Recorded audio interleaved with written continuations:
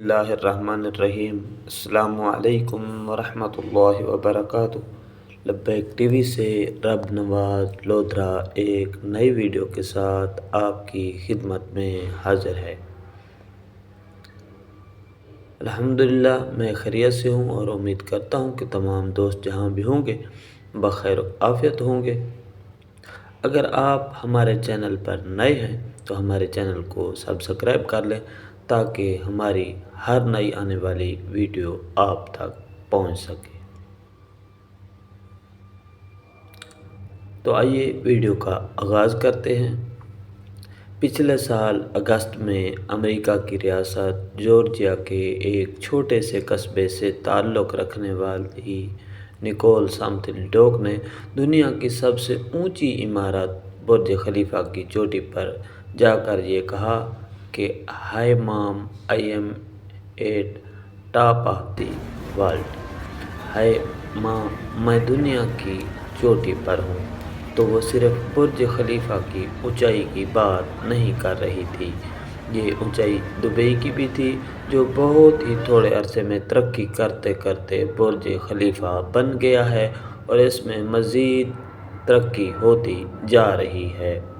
Sky driver اور extreme sports کی کھلاڑی نکول سمتھ برطانیہ کی طرف سے متحدہ عرب امارات کو سفری پابندیوں کی ریڈ لسٹ سے نکالے جانے پر قومی ایئر لائن الامارات یا ایمریٹس کے ایک اشتہار میں کام کر رہی تھی۔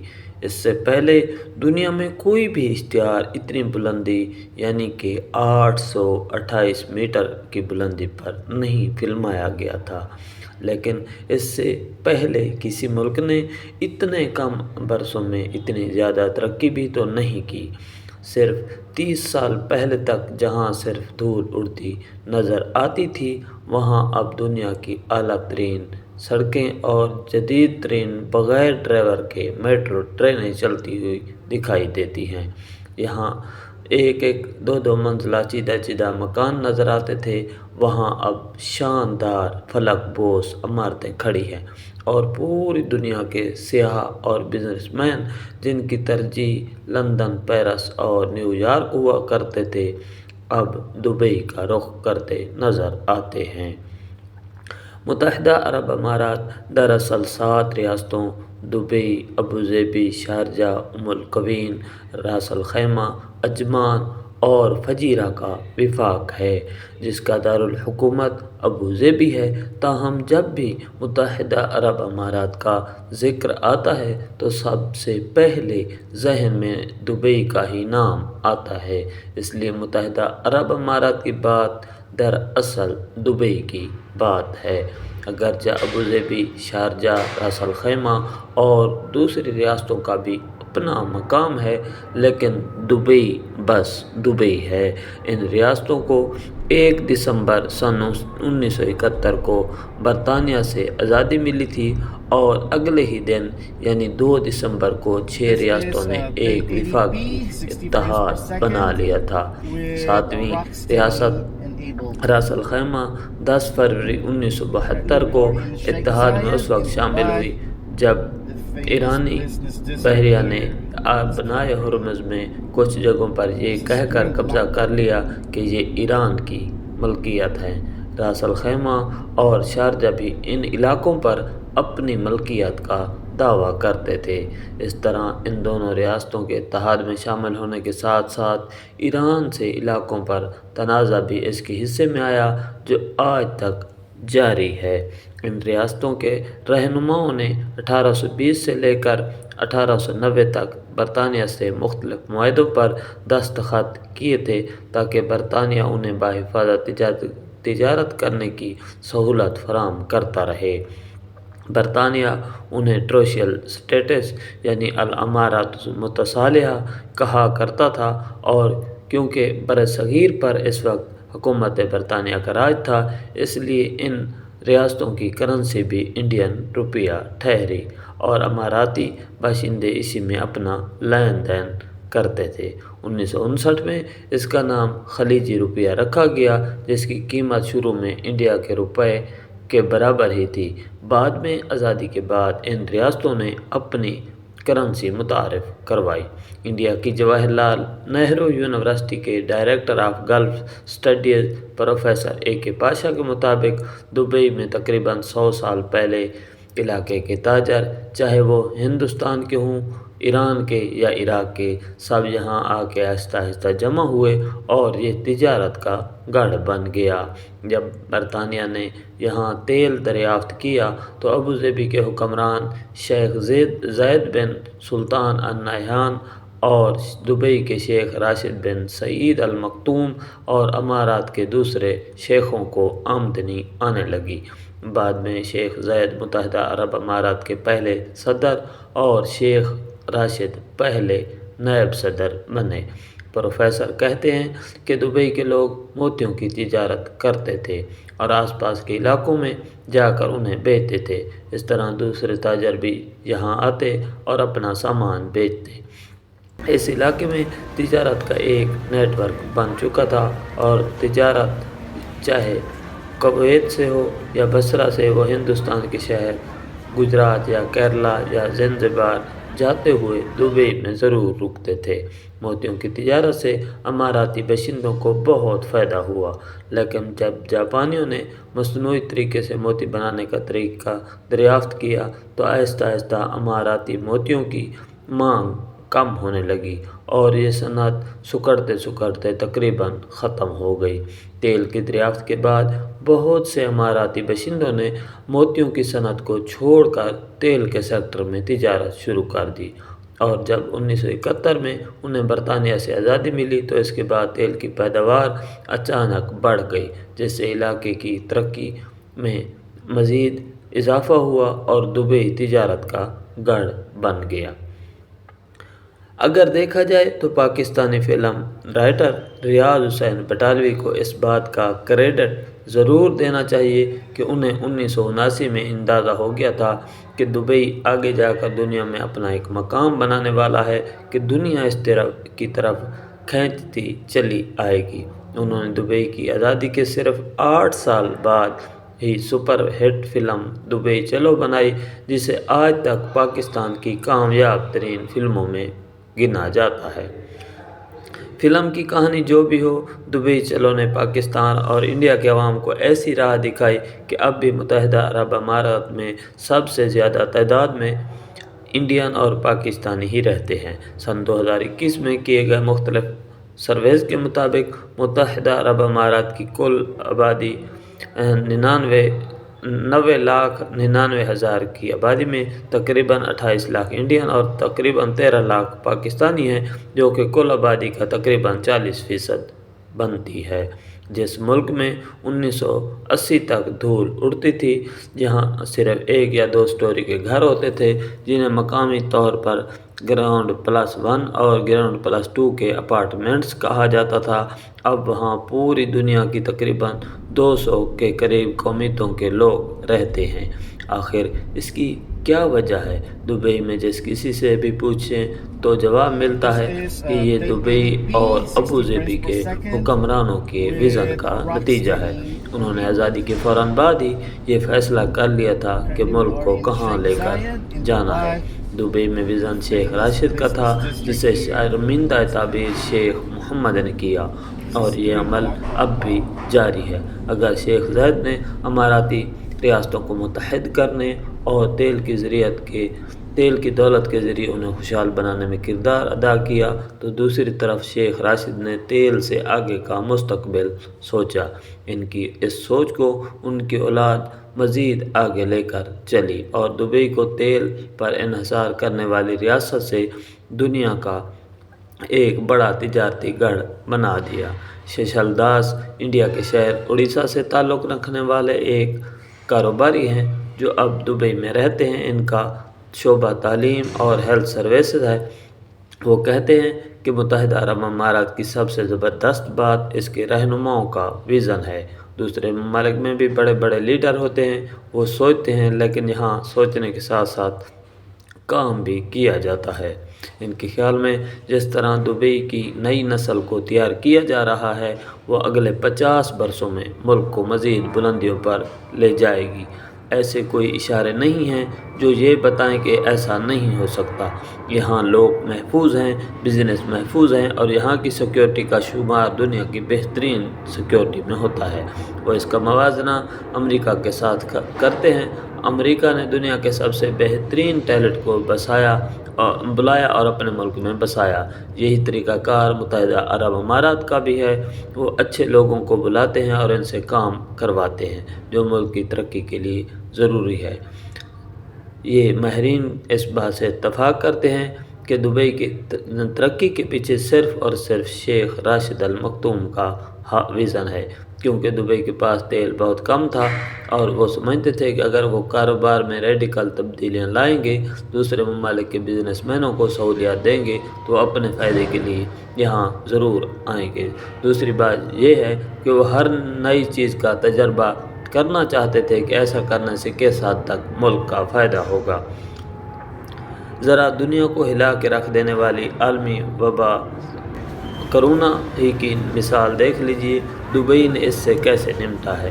جب پوری دنیا نے اس موذی وبا کی وجہ سے ایک دوسرے کے لیے اپنے دروازے بند کیے ہوئے تھے تو دبئی ان ممالک میں شامل تھا جس نے پہلا موقع ملتے ہی مہمانوں کو خوش آمدید کہا۔ جب دنیا کوئی بھی بڑا ایونٹ کرنے سے گریزاں تھی تو دبئی میں ایکسپو 2020 اپنی پوری شان سے ہوئی۔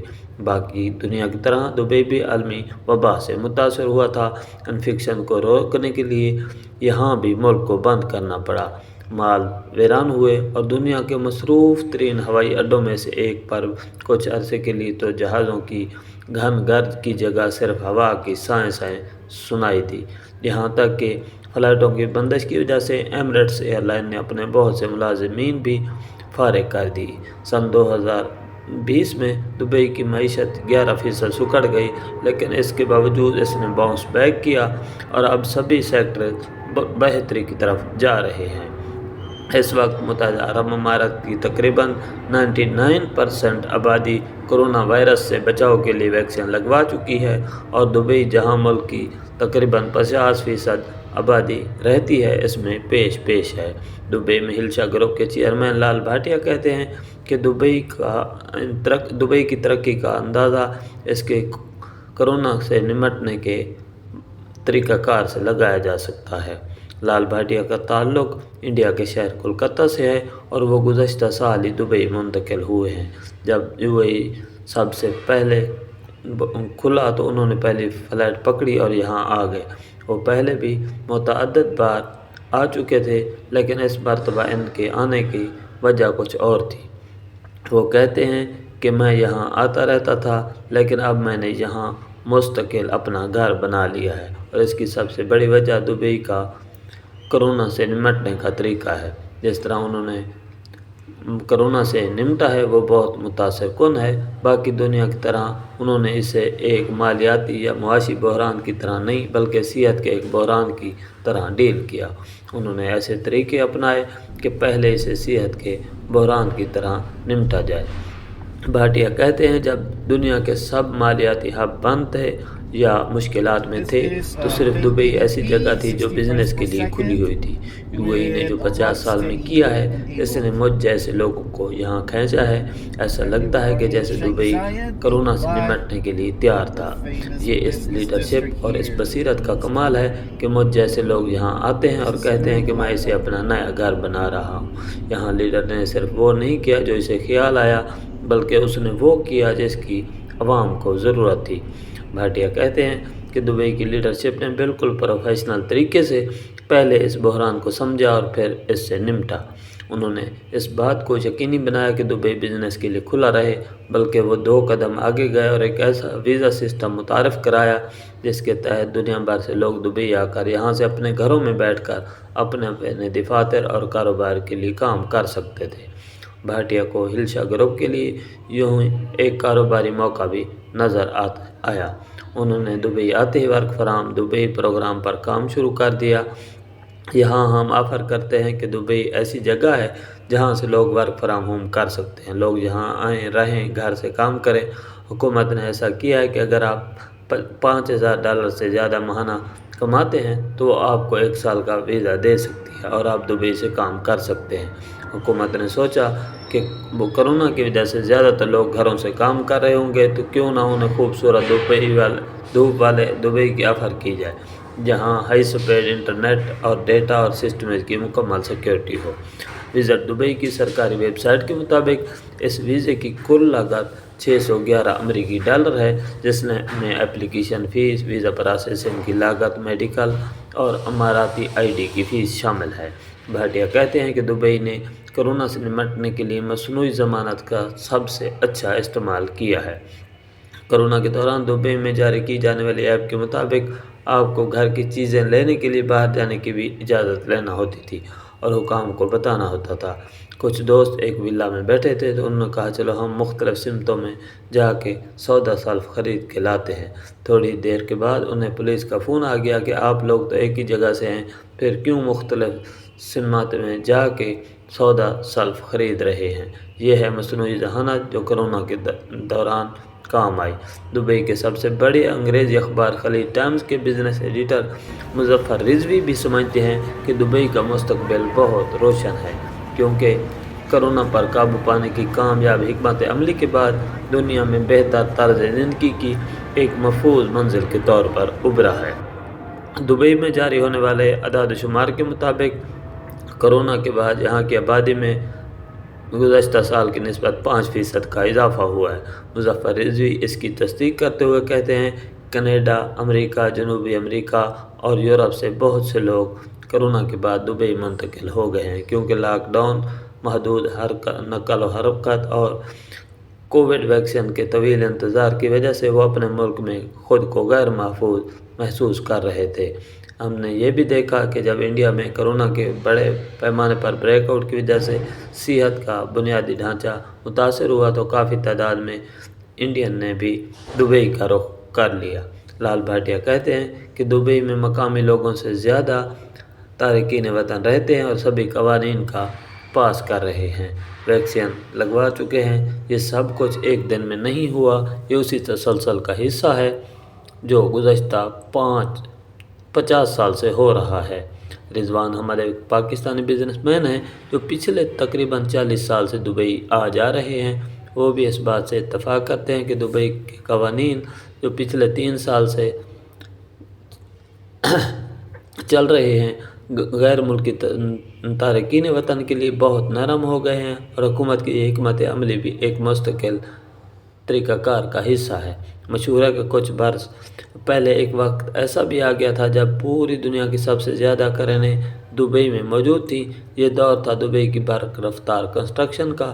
اس دوران دبئی کو ابوظہبی سے ملانے والی اہم شیخ زاید شاہراہ کو جدید بنیادوں پر بنایا گیا۔ دبئی مرینا، برج خلیفہ، جمیرہ لیک ٹاور، جمیرہ ہائٹس، پام جمیرہ جیسے بڑے بڑے پروجیکٹ شروع ہوئے اور دبئی ایئرپورٹ کی ایک سادہ سے عمارت کو دنیا کے ایک مصروف ترین ایئرپورٹ کے شایان نشان بنایا گیا۔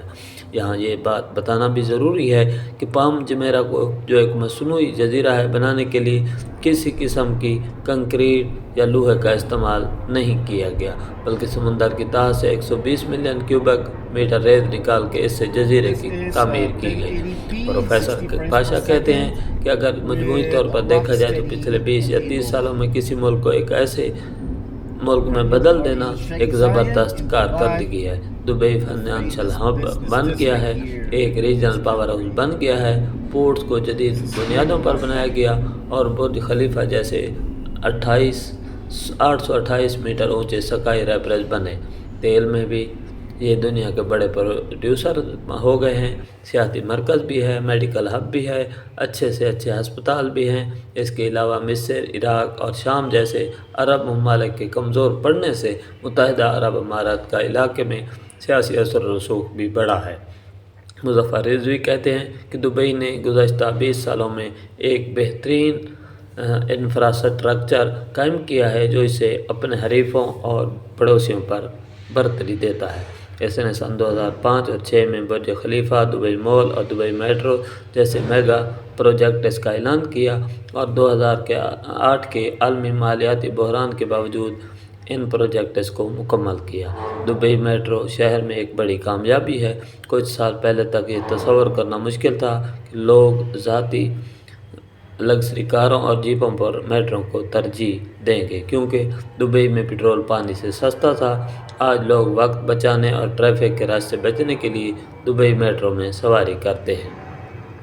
جب سن 2007 اور 2009 کے درمیان عالمی مالیاتی بحران ہوا تو پوری دنیا کی طرح متحدہ عرب امارات بھی بری طرح متاثر ہوا اور اس کے جدید ترقیاتی منصوبے رک گئے، لیکن پھر جلد ہی دبئی اپنے پاؤں پہ کھڑا ہو گیا اور سن 2012 کے بعد پراپرٹی مارکیٹ بہتر ہونا شروع ہوئی۔ یہ وہ وقت تھا جب ایرانی شہری عطا شوبری نے دبئی میں on line property portal zoom property launch کیا، جو اب تیزی سے ترقی پا رہا ہے۔ وہ کہتے ہیں کہ انڈیا، پاکستان اور برطانیہ کے سرمایہ کار تو ہمیشہ سے دبئی کی پراپرٹی میں سرمایہ لگاتے تھے، لیکن اس مرتبہ نئے کھلاڑی میدان میں آ گئے ہیں، جن میں اسرائیل کے سرمایہ دار بھی شامل ہیں۔ زوم پراپرٹی کے مارکیٹنگ ڈائریکٹر فیصل قریشی کہتے ہیں کہ کورونا کی وجہ سے شروع میں پراپرٹی مارکیٹ ڈاؤن ہوئی تھی، لیکن کیونکہ ہم آن لائن پورٹل ہیں اس لیے ہم بہت زیادہ متاثر نہیں ہوئے۔ آن لائن پورٹل کی آگاہی بھی کووڈ کے درمیان ہوئی ہے۔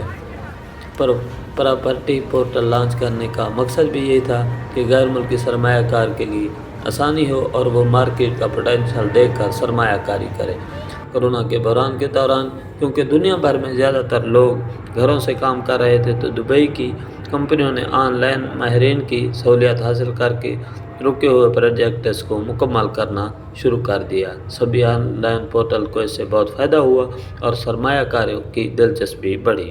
فیصل قریشی کہتے ہیں کہ ایکسپو 2020 کی وجہ سے بھی آن لائن پراپرٹی میں سرمایہ کاری کو زبردست سہارا ملتا ہے۔ UAE کی پالیسیاں بہت زبردست ہیں، ٹریولنگ، ڈاکومنٹیشن، پروسیس، سب کچھ۔ کورونا کے بعد ہمارے پورٹل پر غیر ملکی آتے ہیں، وہ 3D نقشوں پر سائٹس اور پروجیکٹس دیکھتے ہیں، بالکل اس طرح جس طرح آپ خود جا کر سائٹ دیکھتے تھے۔ اب ایکسپو کی وجہ سے سیاح اور کاروباری حضرات یہاں آئے تو ہماری رینٹل مارکیٹ کو بھی کافی سہارا ملا۔ جب کرایہ بڑھا تو سرمایہ کاروں کی دلچسپی بھی بڑھی اور اسی طرح ڈیولپرز نے اپنی پروڈکشن بھی بڑھا دی ہے۔ فیصل قریشی بتاتے ہیں کہ کووڈ سے پہلے پراپرٹی کی قیمت 800 سے 900 درہم فی اسکوائر فٹ تھی، جو کہ اب 900 سے 1100 کے قریب چلی گئی ہے۔ پچھلے کوارٹر میں ولاز کی طلب میں 30 سے 40% تک اضافہ ہوا ہے، اور اس کی وجہ تو یہ ہے کہ لوگوں نے سفر زیادہ کیا ہے، اور دوسری یہ کہ سیکورٹی کی وجہ سے لوگ اپارٹمنٹ کی بجائے ولاز میں رہنے کو ترجیح دے رہے ہیں، اور حکومت نے پالیسیاں ایسی بنا دی ہیں کہ لوگ اپنے خاندانوں کے ساتھ آتے ہیں اور ولاز میں رہتے ہیں۔ متحدہ عرب امارات کو دنیا سے جوڑنے میں اس کی قومی ایئر لائن نے بھی ایک کلیدی کردار ادا کیا ہے۔ پاکستان انٹرنیشنل ایئر لائنز کا حال دیکھتے ہوئے شاید بہت لوگوں کو یقین نہ آئے کہ امارات ایئر لائن قائم کرنے میں PIA کا ایک بڑا کردار ہے۔ یہ پاکستان کا شہر کراچی تھا جہاں امارات کی پہلی پرواز EK 600 آئی تھی، اور پاکستان کے پائلٹوں اور انجینئر نے ہی اس کمپنی کی مدد کی تھی۔ رضوان احمد سن 1980 سے پاکستان سے دبئی کا سفر کر رہے ہیں۔ وہ کہتے ہیں کہ الامارات کا بھی ملک کی ترقی میں ایک اہم حصہ ہے۔ اس نے سن 1985 میں جب آپریشن شروع کیے تو زندگی بہت آسان ہو گئی۔ اس کی یورپ کے لیے اتنی زیادہ فریکوینسی ہے کہ زیادہ تر لوگ اسے ہی استعمال کرتے ہیں۔ جب دل چاہا چلے گئے اور جب دل چاہا آ گئے۔ الامارات دنیا کی سب سے بڑی ایئر لائن ہے، جس کی پروازیں مشرق وسطیٰ، افریقہ، ایشیا، ساؤتھ پیسفک، یورپ اور شمالی اور جنوبی امریکہ کے 50 شہروں تک جاتی ہیں۔ کمپنی کی اپنی ویب سائٹ کے مطابق کووڈ-19 بحران کے باوجود سن 2020 میں ایئر لائن میں 1,60,00,000 مسافروں نے سفر کیا ہے۔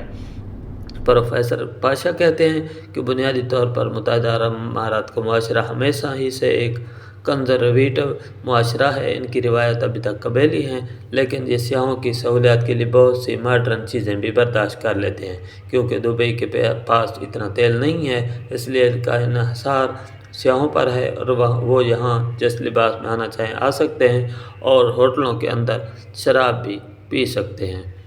تاہم حال ہی میں دبئی نے ایک ایسا اقدام اٹھایا ہے جو کہ ہر طرح سے اس معاشرے کے حوالے سے ایک انتہائی ریڈیکل ہے۔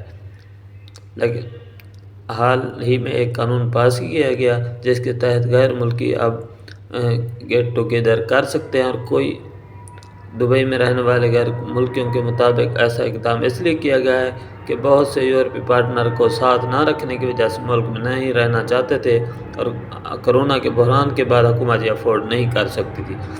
بس اب یہاں یورپی ممالک سے آئے ہوئے افراد کو ہسپتال میں اپنا اپنا کارڈ دکھانا پڑے گا، باقی کوئی قسم کی کوئی رکاوٹ نہیں ہے۔